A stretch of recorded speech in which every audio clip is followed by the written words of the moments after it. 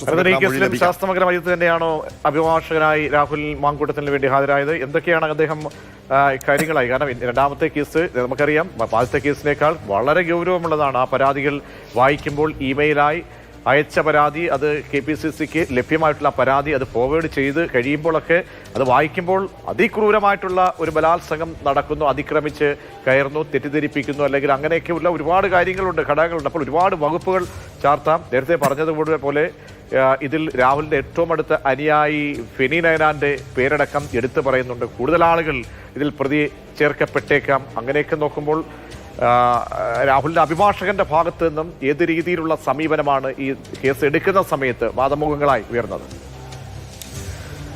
പ്രതീഷ്, രാഹുലിന്റെ അഭിഭാഷകൻ ശാസ്ത്രമംഗലം അജിത് കുമാറാണ് ഈ കേസിൽ അപ്പിയർ ചെയ്തത്. കോടതി ഓൺലൈനായിട്ടാണ് കേസ് പരിഗണിച്ചത്. ഓൺലൈനായിട്ട് തന്നെയാണ് അഭിഭാഷകനും അപ്പിയർ ചെയ്തത്. പ്രോസിക്യൂഷൻ നേരിട്ട് കോടതിയിൽ ഉണ്ടായിരുന്നു. അതിൽ പ്രധാനമായും അഭിഭാഷകൻ ഉന്നയിച്ചത് ഈ ആദ്യത്തെ കേസിന്റെ വിശദാംശങ്ങൾ കോടതിയെ ധരിപ്പിച്ചു. അതിൽ ഉണ്ടായ മുൻകൂർ ജാമ്യാപേക്ഷയുമായി ബന്ധപ്പെട്ട് സെഷൻസ് കോടതിയിൽ നിന്ന് ആ കേസിന്റെ മുൻകൂർ ജാമ്യാപേക്ഷ തള്ളിയതും അതിനുശേഷം ഇന്ന് ഹൈക്കോടതിയിൽ ആ കേസ് പരിഗണിച്ചപ്പോൾ അതിന്റെ വാദം കേൾക്കാൻ വേണ്ടി 15-ാം തീയതി അത് മാറ്റിയതും, ഒപ്പം തന്നെ അതിനിടയിൽ അറസ്റ്റ് ഉണ്ടാകരുത് എന്നുള്ള ഹൈക്കോടതിയുടെ നിർദ്ദേശവുമൊക്കെ കോടതിയെ അഭിഭാഷകൻ ധരിപ്പിച്ചു. അതിനുശേഷമാണ് ഈ പുതിയ കേസിന്റെ വിശദാംശങ്ങൾ എന്താണ് സംഭവിച്ചത് എന്നുള്ള കാര്യം വിശദമായി തന്നെ അഭിഭാഷകൻ പറഞ്ഞത്. അതിനുശേഷം അഭിഭാഷകൻ പറഞ്ഞത് ഈ കേസിൽ ഏറ്റവും പ്രധാനപ്പെട്ട കാര്യം ഈ പരാതിയിൽ അല്ലെങ്കിൽ FIR-ൽ എടുത്തിരിക്കുന്ന FIR-ൽ പറയുന്ന കാര്യങ്ങളിൽ ആ സംഭവം നടന്നത് നേരിട്ടല്ല പരാതിക്കാരി പോലീസിനെ അറിയിച്ചിരിക്കുന്നത്. അതിൽ മൊഴിയില്ല, അതിൽ ഈ സംഭവം നടന്ന സ്ഥലം രേഖപ്പെടുത്തിയിട്ടില്ല, സംഭവം നടന്ന സമയം രേഖപ്പെടുത്തിയിട്ടില്ല, സംഭവം നടന്ന തീയതി രേഖപ്പെടുത്തിയിട്ടില്ല. ആകെ 2023 എന്നുള്ള ഒരു ഡേറ്റ് വർഷം മാത്രമാണ് ഉള്ളത്. അതുകൊണ്ട് തന്നെ ഈ FIR അപൂർണമാണ്, ആ കേസ് രാഷ്ട്രീയ പ്രേരിതമാണ് എന്നുള്ള വാദമാണ്. അപ്പോഴാണ് കോടതി പ്രോസിക്യൂഷനോട് ഇത് രാഷ്ട്രീയ പ്രേരിതമാണോ, KPCC പ്രസിഡന്റ് വഴിയല്ലേ പരാതി വന്നതെന്ന് ചോദിക്കുന്നത്. അപ്പോൾ പ്രോസിക്യൂഷൻ പറയുന്നത് അത് ഇന്റിമേഷൻ തന്നിരിക്കുന്നത് KPCC പ്രസിഡന്റാണ്, അതിന്റെ അടിസ്ഥാനത്തിലാണ് ആ കേസ് എടുത്തിരിക്കുന്നത് എന്നുള്ളതാണ്. വീണ്ടും ഇതേ വാദം ആവർത്തിച്ചപ്പോഴാണ് കോടതി പറഞ്ഞത് ലൈംഗിക കുറ്റകൃത്യങ്ങൾ വെളിപ്പെടുത്തുന്നതിനും അതിന്റെ കേസെടുക്കുന്നതിനുമൊക്കെ സമയം കാലവുമൊക്കെ ഉണ്ടോ എന്ന് പ്രതിഭാഗത്തോട് അല്ലെങ്കിൽ രാഹുലിന്റെ അഭിഭാഷകനോട് ചോദിച്ചത്. അതിനുശേഷം ഈ അറസ്റ്റ് തിങ്കളാഴ്ച കേസ് പരിഗണിക്കണം എന്ന് പ്രോസിക്യൂഷൻ അതിന്റെ സമയം പറഞ്ഞപ്പോൾ രാഹുലിന്റെ അഭിഭാഷകൻ ചോദിച്ചത് അതുവരെ ഈ അറസ്റ്റ് ഉണ്ടാകില്ല എന്നുള്ളൊരു ഉറപ്പ് പ്രോസിക്യൂഷന്റെ ഭാഗത്ത് നിന്ന് നൽകാൻ കഴിയുമോ എന്നുള്ളതാണ്. അത് പ്രോസിക്യൂഷൻ മറുപടി പറഞ്ഞില്ല. തുടർന്ന് കോടതി കേസ് മാറ്റുകയായിരുന്നു. അപ്പോഴാണ് വീണ്ടും രാഹുലിന്റെ അഭിഭാഷകൻ ഈ അറസ്റ്റ് തടയണം എന്നുള്ള ആവശ്യം ഉന്നയിച്ചത്. അത് കോടതി പക്ഷേ പരിഗണിച്ചില്ല, വാക്കാൽ ഒരു നിർദ്ദേശവും നൽകിയില്ല. അതുകൊണ്ട് അറസ്റ്റിന് തടസ്സമില്ല രാഹുലിന്റെ രണ്ടാമത്തെ കേസിലും. ഈ 2 ദിവസത്തിനുള്ളിൽ മൊഴി സംബന്ധിച്ച് ഈ ഇരയായ പെൺകുട്ടിയുടെ മൊഴിയടക്കം അല്ലെങ്കിൽ കൂടുതൽ തേടാനുള്ള സാധ്യതകൾ ഒരു വനിതാ IPS ഉദ്യോഗസ്ഥയ്ക്കാണ് നേതൃത്വം നൽകിയിരിക്കുന്നത്, മേൽനോട്ടം വഹിക്കാൻ ചുമതല നൽകിയിരിക്കുന്നത്. ഇനിയുള്ള ആശയവിനിമയം, ആ പെൺകുട്ടിയിൽ നിന്നുള്ള കൂടുതൽ ഡീറ്റെയിൽസ് അതൊക്കെ എടുക്കാനുള്ള സമയം കൂടി ലഭ്യമാകും. അതിനൊക്കെയുള്ള നീക്കങ്ങൾ എങ്ങനെയായിരിക്കും നമ്മൾ ഇനി പ്രതീക്ഷിക്കേണ്ടത്? തീർച്ചയായിട്ടും വളരെ ഗൗരവത്തിലാണ് ഈ കേസിനെ, ഈ പരാതിയെയും അന്വേഷണ സംഘം കാണുന്നത്. നേരത്തെ ഇങ്ങനൊരു ഒരു പരാതിയൊക്കെ ആരോപണങ്ങളൊക്കെ ഉയർന്നു വന്നതാണ്. അതിൽ ശബ്ദരേഖ ഒരു മാധ്യമം വഴി പുറത്തു വന്നിരുന്നു.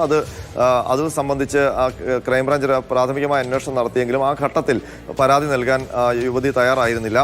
അതിനുശേഷം കഴിഞ്ഞ ദിവസമാണ് ഇങ്ങനൊരു പരാതി ഈ രാഹുൽ മാങ്കൂട്ടത്തിനെതിരെ പാർട്ടിയുടെ KPCC പ്രസിഡന്റിനും ഒപ്പം തന്നെ ഹൈക്കമാൻഡിനും ലഭിച്ചത്. അതിൽ KPCC പ്രസിഡന്റിന്റെ പരാതി ലഭിച്ചു എന്നുള്ളത് മാധ്യമങ്ങളിൽ വാർത്ത വന്ന ശേഷമാണ് KPCC പ്രസിഡന്റ് അത് സ്ഥിരീകരിക്കുന്നത്. ആദ്യം അദ്ദേഹം പറഞ്ഞ അങ്ങനെ ഒരു പരാതി തനിക്ക് വന്നിട്ടില്ല എന്നുള്ളതായിരുന്നു. പക്ഷേ മാധ്യമങ്ങളിൽ വാർത്ത വന്നു കഴിഞ്ഞപ്പോൾ അത് സ്ഥിരീകരിച്ചു. പിന്നീട് അത് സംസ്ഥാന പോലീസ് മേധാവിക്ക് ഫോർവേഡ് ചെയ്ത് കൊടുക്കുകയായിരുന്നു.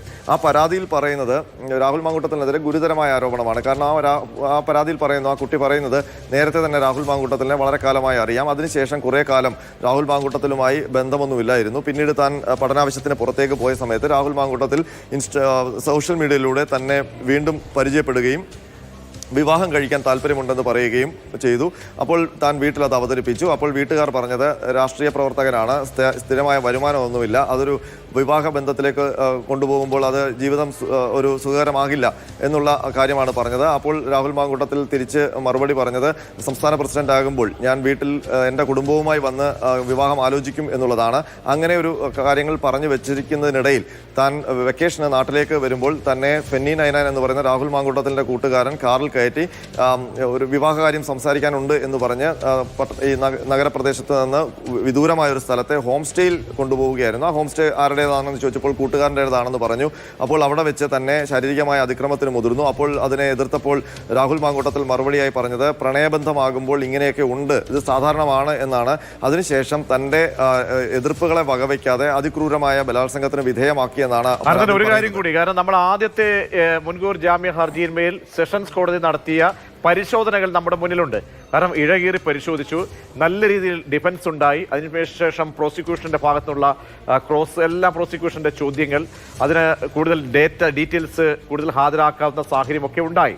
അപ്പോൾ രണ്ടാമത്തെ പരാതി എന്ന് പറഞ്ഞാൽ അതീവ ഗൗരവമേറിയ പരാതിയാണ്. അപ്പോൾ അതിലും ആഴത്തിലുള്ള പരിശോധന സെഷൻസ് കോടതിയുടെ ഭാഗത്തുനിന്ന് ഉണ്ടാകുമോ? തീർച്ചയായും അതിൽ സ്വാഭാവികമായും അതിങ്ങനെ തന്നെ ഉണ്ടാകും. കാരണം പ്രോസിക്യൂഷൻ അതിനകത്ത് മുൻകൂർ ജാമ്യം നൽകുന്നതിനെ ശക്തമായി തന്നെ എതിർക്കും. അപ്പോൾ അതിനു മുൻപ് തന്നെ ഈ നടപടിക്രമങ്ങളെല്ലാം പ്രോസിക്യൂഷൻ പൂർത്തിയാക്കും അതിനുള്ള സാധ്യതയാണ് കാണുന്നത്. കാരണം അങ്ങനെയാണ് പ്രോസിക്യൂഷൻ കോടതിയിൽ പറഞ്ഞത്. കാരണം തിങ്കളാഴ്ച മാത്രമേ പ്രോസിക്യൂഷനാണ് തിങ്കളാഴ്ച ഈ കേസ് വാദത്തിന് വെക്കാം എന്നുള്ള ആവശ്യം പറഞ്ഞത്. കാരണം അതിനു മുൻപ് പോലീസ് റിപ്പോർട്ട് സമർപ്പിക്കാമെന്ന് പ്രോസിക്യൂഷൻ അറിയിക്കുകയായിരുന്നു. അപ്പോൾ അതിനു മുൻപ് ഈ ഇന്നോ നാളെയോ ഒക്കെ ആയിട്ട് മൊഴി രേഖപ്പെടുത്തി വൈദ്യപരിശോധന അടക്കം പൂർത്തിയാക്കാൻ കഴിയും എന്നാണ്.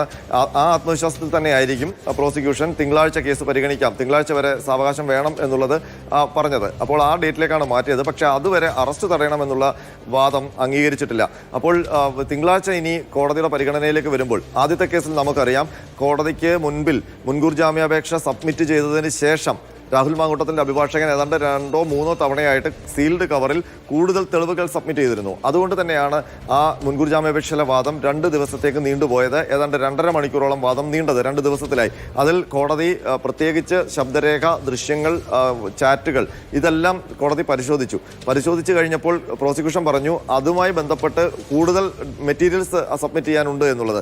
അങ്ങനെയാണ് രണ്ടാമത്തെ ദിവസം പ്രോസിക്യൂഷൻ കൂടുതൽ മെറ്റീരിയൽസ് സബ്മിറ്റ് ചെയ്തത്.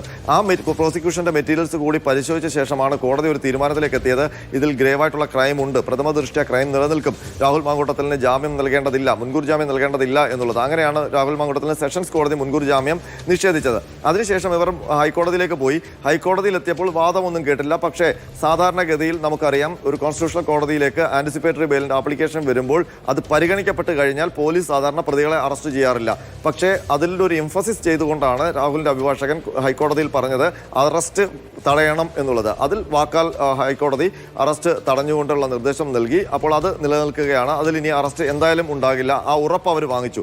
അപ്പോൾ അവർക്ക് രാഹുൽ മാങ്കൂട്ടത്തിനെ ഒരു തരത്തിലും പോലീസിന് വിട്ടുകൊടുക്കാൻ തയ്യാറല്ല, അല്ലെങ്കിൽ അറസ്റ്റ് കൊടുക്കാൻ തയ്യാറല്ല എന്നുള്ളത് കൊണ്ടാണ് അത് കഴിഞ്ഞ ഉടൻ തന്നെ തിരുവനന്തപുരം സെഷൻസ് കോടതിയിൽ രണ്ടാമത്തെ കേസിലെ മുൻകൂർ ജാമ്യാപേക്ഷയും ചടുല വേഗത്തിൽ സെഷൻസ് കോടതിയിലേക്ക് വരികയും അത് ഇന്ന് തന്നെ അത് ഫയൽ ചെയ്യിപ്പിക്കുകയും അത് പരിഗണനയ്ക്ക് എടുപ്പിക്കുകയും ചെയ്തത്. പക്ഷേ അവിടെ ഉദ്ദേശിച്ച ലക്ഷ്യം നടന്നില്ല.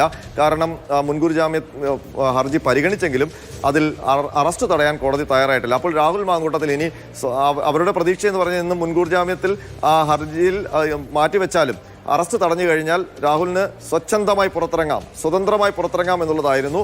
പക്ഷേ അതിനി നടക്കില്ല. രാഹുൽ മാങ്കൂട്ടത്തിൽ പുറത്തിറങ്ങുമ്പോൾ ഭയത്തോടെ വേണം പുറത്തിറങ്ങാൻ എന്നുള്ള വിശദ വിവരങ്ങൾ നൽകിയത്. രാഹുൽ മാങ്കൂട്ടത്തിനെതിരായ രണ്ടാമത്തെ പരാതിയിന്മേൽ നൽകിയ മുൻകൂർ ജാമ്യ ഹർജി തിങ്കളാഴ്ച കോടതി പരിഗണിക്കും. പരാതിക്കാരുടെ പേരോ സംഭവ സ്ഥലമോ വ്യക്തമല്ലെന്നും പ്രതിഭാഗം അഭിഭാഷകൻ അങ്ങനെ ചൂണ്ടിക്കാട്ടി. രാഷ്ട്രീയ പ്രേരിതമെന്നാണ് പ്രതിഭാഗത്തിന് വേണ്ടി രാഹുൽ മാങ്കൂട്ടത്തിന് വേണ്ടി ഹാജരായ ശാസ്ത്രമംഗലം അജിത്ത് വാദിച്ചത്. അതേസമയം തന്നെ ഇക്കാര്യത്തിൽ ഒരുപാട് ഡീറ്റെയിൽസ് കൂടി സമർപ്പിക്കാൻ ഉണ്ട്, ഗൗരവത്തോടുകൂടി ഈ കേസിനെ കാണണം എന്ന് പറഞ്ഞുകൊണ്ട് തന്നെയാണ് ഇപ്പോൾ പ്രോസിക്യൂഷനും കോടതിയിൽ വാദിച്ചിരിക്കുന്നത്. അതായത് ഈ പരാതി നൽകിയിരിക്കുന്നത് രാഹുൽ മാങ്കൂട്ടത്തിൽ കൂടി അംഗമായിട്ടുള്ള പാർട്ടി അധ്യക്ഷനാണ് എന്നടക്കമുള്ള കാര്യങ്ങൾ വളരെ ഗൗരവത്തോടുകൂടി കാണേണ്ടി വരും. അപ്പോൾ അഡീഷണൽ ഡോക്യുമെന്റ്സ് അടക്കം ഇനി തിങ്കളാഴ്ച നൽകും. പോലീസിന്റെ റിപ്പോർട്ട് ഈ കേസിൽ വളരെ പ്രധാനപ്പെട്ടതാണ്. ഇതടക്കം പരിശോധിക്കും കോടതി. ഒപ്പം അറസ്റ്റ് തടഞ്ഞിട്ടില്ല രാഹുൽ മാങ്കൂട്ടത്തിന്റെ ഈ കേസിൽ എന്നുള്ളതും വളരെ പ്രധാനപ്പെട്ടതാണ്.